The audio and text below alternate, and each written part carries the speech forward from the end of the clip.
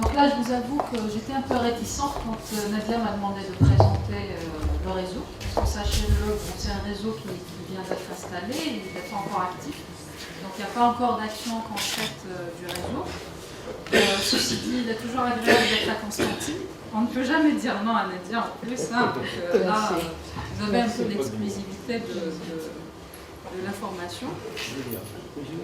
Donc oui, je suis la coordinatrice du réseau PCN algérien, donc EDIO H2020, qui est censé faire dans le soutien et l'aide et surtout la sensibilisation. Et là, c'est aussi une raison pour laquelle je suis ici. C'est aussi une façon pour nous de rendre plus visible ce réseau et surtout sensibiliser par rapport à l'importance de la participation des Algériens dans le réseau H2020. Alors je vais succinctement présenter ce réseau. Je crois que la prochaine présentation sera beaucoup plus explicite sur le programme en question. Donc le programme H2020 est bien sûr le programme européen pour la recherche et l'innovation. Donc il a commencé en janvier 2014, il s'étendra jusqu'à 2020. J'ai bien aimé cette phrase que j'ai trouvée dans l'un des rapports de la DG Recherche et Innovation de la Commission européenne, qui présente le programme et ainsi, donc ils disent la recherche et l'innovation contribuent à faire de l'Europe un endroit où il fait bon vivre et travailler. Donc c'est vraiment les deux points les plus importants qui ont été pris en compte pour tracer ce programme H2020. Alors il fait bon vivre. Évidemment, on a essayé d'inclure d'une façon assez intensive tout ce qui est donc défis sociétaux. Les défis sociétaux, c'est aussi en quelque sorte essayer d'offrir les meilleures des technologies aux citoyens européens et donc aux communautés industrielles. Et tout cela est bien sûr piloté par une excellence scientifique en quelque sorte. Donc les trois principaux piliers de l'Horizon 2020, c'est bien sûr la primauté industrielle, les défis sociétaux et l'excellence scientifique en plus de quelques autres programmes. Donc le budget alloué à ce programme est de 80 milliards d'euros. Donc c'est vraiment un gros budget. Il finance tous les travaux de recherche, les travaux de recherche dans les différents domaines, pratiquement tous les domaines de la science et de l'innovation. Enfin tout c'est peut-être un peu trop dit. Hein, oui. Mais enfin, beaucoup. Donc, voilà, dans la plupart des domaines, je dirais, de la science et de l'innovation. Donc c'est un programme très très intéressant et encore une fois, il mise l'excellence scientifique et on a tout intérêt à participer à ce genre de programme pour justement essayer de se mettre au diapason des dernières recherches qui se font dans le monde. L'Europe a aussi compris qu'il faut s'ouvrir sur le monde pour justement essayer de frôler cette excellence. Travaillant seul, ça n'est pas possible. Il est toujours très très intéressant de s'impliquer dans des projets de collaboration internationale. Donc il y a deux volets d'ouverture sur le monde de ce programme-là. Il y a une ouverture que je considère comme générale, donc là, comme je le mentionne ici, pousser les frontières de la science et du savoir, relever plus efficacement les défis sociétaux dans le globaux, parce que la plupart des défis, justement,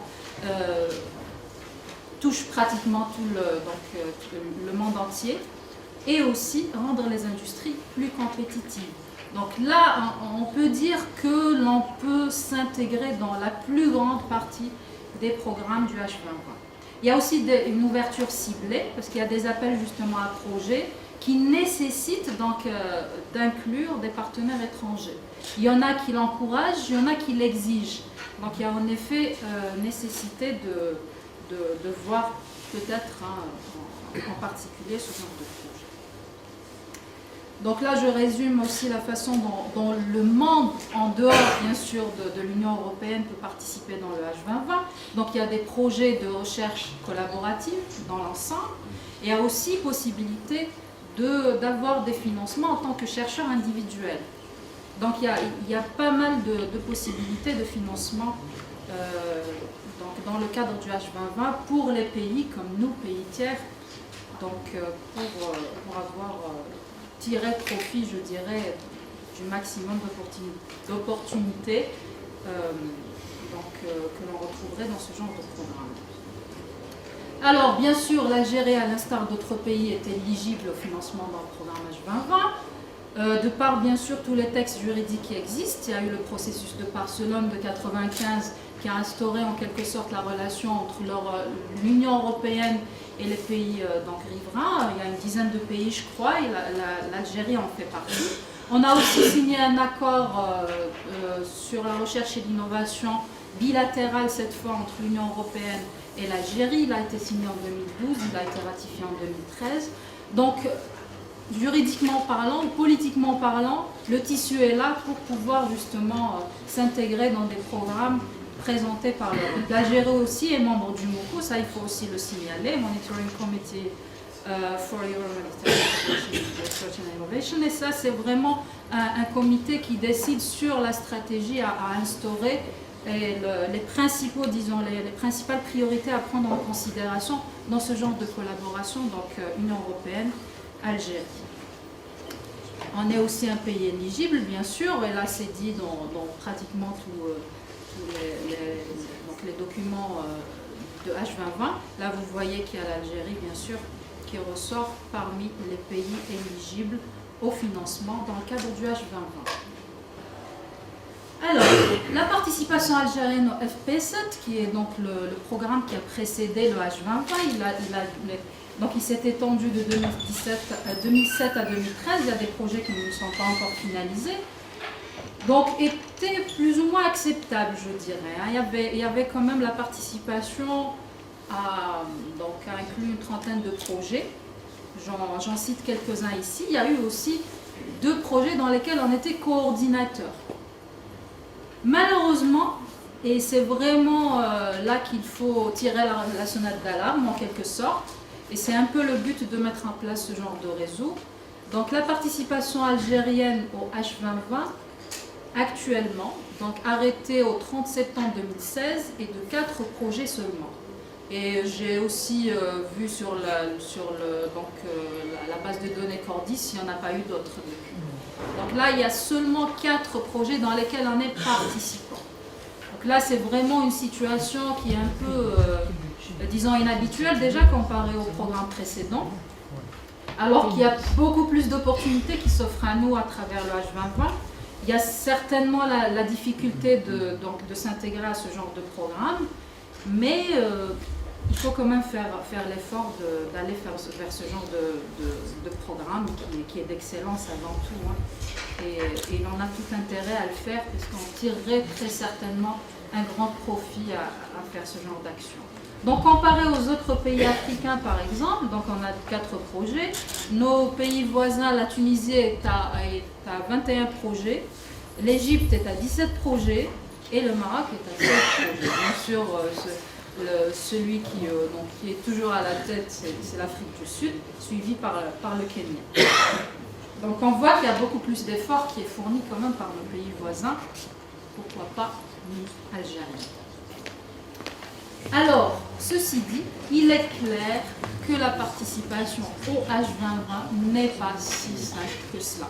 J'aime bien cette diapo de Madame Pézeril qui était présentée donc, lors de sa dernière formation à Onboagui, et qui met clairement les difficultés à se mettre dans ce genre de projet. Elle dit, pour rentrer dans la Ligue des Champions, il faut s'entraîner, prendre conseil, chercher de l'appui, s'entourer des meilleurs partenaires, participer, dégager du temps, planifier les différentes phases de montage et rédaction et s'y tenir surtout. Donc il est clair que c'est vraiment un parcours de combattant que de se mettre dans ce genre de programme.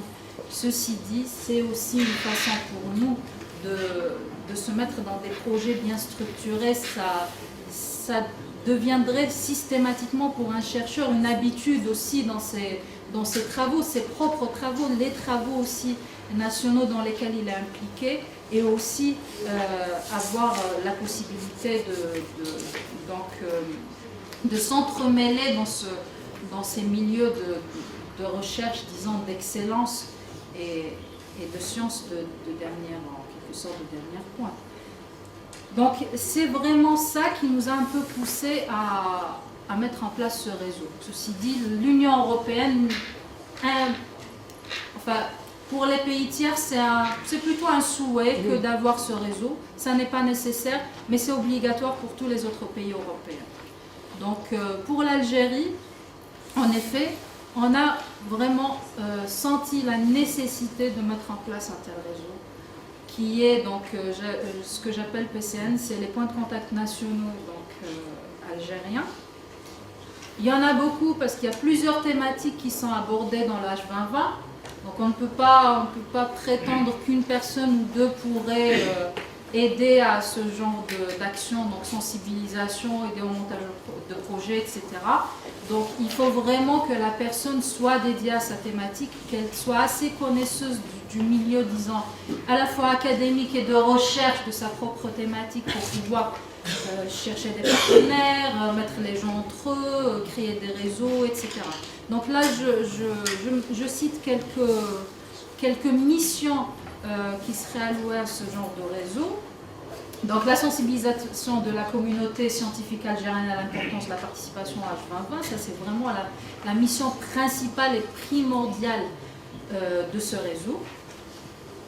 Il y a aussi donc la dissémination de l'information sur les appels à projets H2020. Ça c'est un point très très intéressant parce qu'il faut dire que le portail des participants, ou le site du H2020 est une véritable toile d'araignée. Hein. C'est très très compliqué à trouver un appel intéressant qui pourrait intéresser tel ou tel profil ou telle communauté.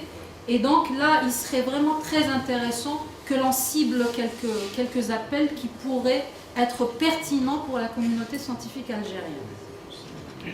Donc aussi, le soutien et l'aide à la participation des Algériens dans les différents projets européens. Et je suis enchantée de voir qu'il y a une cellule Campère qui est installée à Constantine et qui pourrait certainement aider pour ce point. Donc là, les PCN aussi, il y en a qui sont connaisseurs, il y en a qui ne sont pas. On va assurer des formations pour qu'ils justement apprennent à faire tout ça. Mais il y a aussi la nécessité de faire appel aux compétences algériennes parce que là, ça nous faciliterait la tâche et ça nous permettrait d'aller beaucoup plus vite. Donc il y a la recherche de partenaires algériens, ça se fait très très souvent. Donc il y a les Européens qui, justement, en répondant à des appels où l'on exige un partenariat international, font très souvent appel très souvent au réseau pour trouver les bons partenaires à intégrer dans leur projet. Et là, on est justement appelé à trouver les bons partenaires pour les Européens en quelque sorte. Donc, la mise en place aussi des diverses communautés savantes, ça c'est plus un objectif, je dirais, national que plutôt dédié au H2020 parce qu'il faut dire qu'il y a très peu de travail, disons, qui se fait en commun au sein même de la communauté scientifique, on le sait tous. Donc il y a des compétences qui sont dispersées un peu partout et qui ont du mal, qui ne se connaissent pas carrément et qui ont du mal à se mettre ensemble. Donc un tel réseau permettrait très certainement, en plus de la tâche qui lui est allouée pour ce genre de programme, que de mettre ensemble et de solidifier en quelque sorte le travail de collaboration entre chercheurs algériens et enseignants-chercheurs, bien sûr. Le dernier point que je voudrais aussi donc relevé dans les missions de ce réseau, c'est l'apport pertinent de conseil et de supervision quant à l'intérêt de l'Algérie de s'impliquer dans un projet donné. Alors là, je le dis comme ça, et il faut dire qu'il y a beaucoup, il est clair qu'il y a beaucoup d'intérêt, il y a beaucoup de profits à tirer de ce genre de programme, mais il faut quand même rester vigilant. Je donne un petit exemple, hein, je ne sais pas. Si on veut chercher un partenaire algérien rien que pour donner de la semence ou quoi, là il faut faire quand même attention et se dire quel est l'intérêt de l'Algérie là-dedans. Il y a eu beaucoup de choses qui se sont faites de cette façon malheureusement. Il faut quand même être vigilant. Je sais qu'il y a toute une charte, il y a la propriété intellectuelle est très rigoureuse dans le programme H2020, mais il y a toujours des faux, je dirais, des faux fondements qui se font comme ça. Et il faut vraiment que aussi le chercheur algérien soit conscient de son importance dans le réseau et de l'intérêt qu'il pourrait tirer d'un tel réseau aussi, d'une telle participation. Donc, comme je l'ai dit, ça c'est le manuel donc, de H2020. On pourra donc aider à trouver des appels pertinents, on pourra aider à trouver des partenaires. Pour l'enregistrement des organisations, moi j'ai vu que pour les PIC, pratiquement toutes les universités algériennes sont donc impliquées dans la plupart des universités algériennes ont un PIC. Ça par exemple pour Constantine, là j'ai vu qu'il y avait quand même pratiquement toutes les universités sont inscrites et un PIC. Validé. Et c'est vraiment le cas de pratiquement toutes les universités. J'ai fait le tour de pratiquement toutes les villes algériennes et je trouve que les gens sont inscrits en effet, ils ont un PIC. Ceci dit, ils sont conscients de l'existence de ce genre de projet. Il faut peut-être faire l'effort de franchir un autre pas qui est vraiment la participation. Donc, comme je le disais,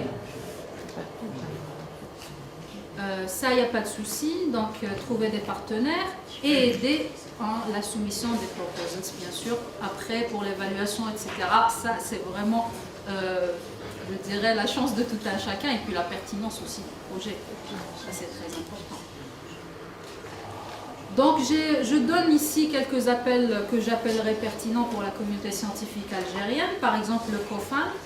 Comme on a beaucoup parlé de formation, alors je vais citer la description de cet instrument. Alors, il a pour objectif de stimuler des programmes régionaux, nationaux et internationaux afin de favoriser l'excellence dans la formation, la mobilité et le développement de carrière des chercheurs. Comme vous avez dit, Erasmus+, c'est plus pour les étudiants. Mais là, ça nous permet aussi d'avoir de la mobilité pour par exemple, pour les doctoral programs, la formation mobilité de doctorants, mais aussi pour le chercheur, donc développement de carrière et mobilité des chercheurs expérimentés, donc après la thèse, donc au minimum dans 4 années d'activité en recherche. Moi je trouve que c'est quand même un projet assez intéressant et il faudrait y réfléchir. Donc le deadline est fixé au 28 septembre 2017. Un autre appel que je trouve aussi très intéressant pour nous, c'est le RISE. Donc c'est un instrument qui vise à encourager des collaborations internationales et intersectorielles avec des échanges de personnel de recherche et d'innovation, ainsi que le partage de savoir et d'identité de la recherche vers le marché. Et ça, c'est un point qui nous manque, mais d'une façon cruciale. On ne sait pas trop comment, et là il y a carrément cette nouvelle vision qui s'instaure dans les universités et dans le monde de la recherche en général. On voudrait que, par exemple, les centres de recherche fassent des recettes, on voudrait qu'il y ait cette chaîne, en quelque sorte, de valeur à mettre en place entre la recherche en elle-même, entre la phase du laboratoire et la phase du marché. Et je pense que l'on ne pourrait que tirer profit d'un tel appel, et très certainement on ne fera que promouvoir nos connaissances là-dedans. Donc ça c'est juste 2 exemples, mais après vous trouverez par exemple dans le lien que je mets ici tous les topics for international collaborations. Donc pour ça par exemple j'en ai trouvé une 40aine ou un peu plus. Donc il y a même en quelque sorte le site facilite aussi l'accès aux appels qui pourraient nous intéresser en premier lieu. Donc les caractéristiques du réseau de PCN algérien, on voudrait qu'il soit bien sûr il est assez pluridisciplinaire, donc il inclut pratiquement toutes les thématiques du H2020, il y a 22 PCN. Donc le PCN n'est pas seul, il a un consortium, donc il a quelques personnes pour l'épauler dans son travail. Et la multisectorialité aussi, parce qu'il y a aussi cet aspect justement d'innovation, d'aller vers le marché, etc. Donc on est obligé d'inclure, pourquoi pas aussi inclure des entreprises, essayer d'intégrer d'autres secteurs. Bon, on voudrait aussi cette caractéristique qui est la proactivité et la réactivité du réseau. Donc répondre aux différentes sollicitations à la fois venant des Algériens et des Européens. Et ça, franchement, c'est au gré des membres du réseau que d'être actif, que d'essayer de répondre au maximum à ce genre de sollicitations, d'être toujours présent, d'essayer de donner de son temps et de son énergie aussi pour ce genre d'action. Il faut aussi, bien sûr, que ces membres soient assez disponibles. Donc, on a plus visé les chercheurs, mais bien sûr d'autres individus impliqués dans la recherche et développement.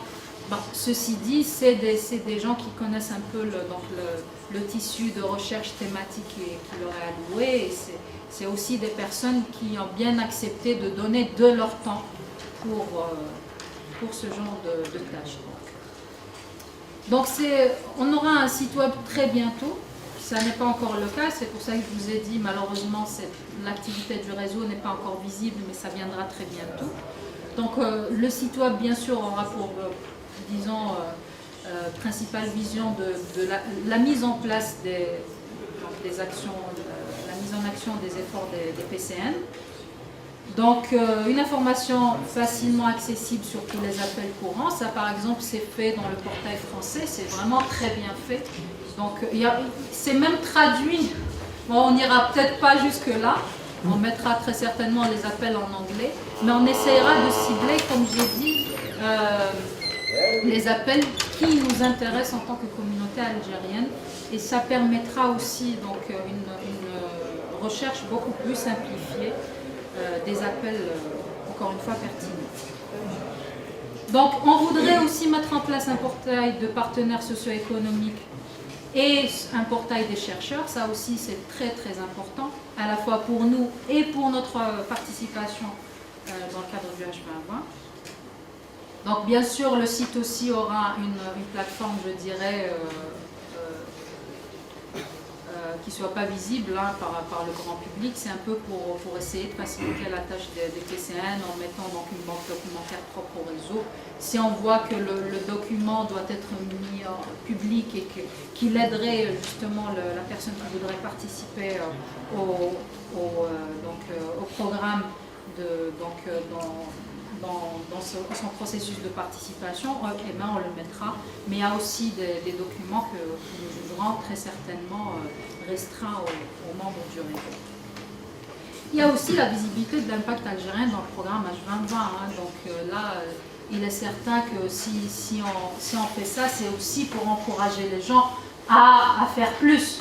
Si je mets qu'une telle institution, par exemple, a pu participer dans tel ou tel projet, il est certain que ça créerait une sorte de concurrence entre les différentes universités.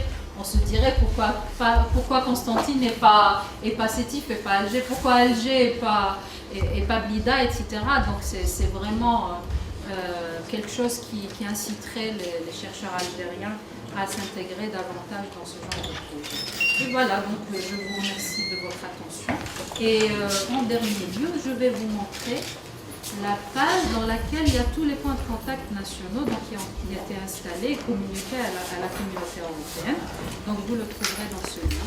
Hein, il suffit de noter PCN, donc NCP en anglais, NCP H2020 dans Google et vous tomberez sur cette page. Donc là, il n'y a qu'à sélectionner Algérie, donc All Functions, coordinateur et puis tous les PCN thématiques. Donc, existent. Voilà. Sur ce, je vous remercie de votre attention.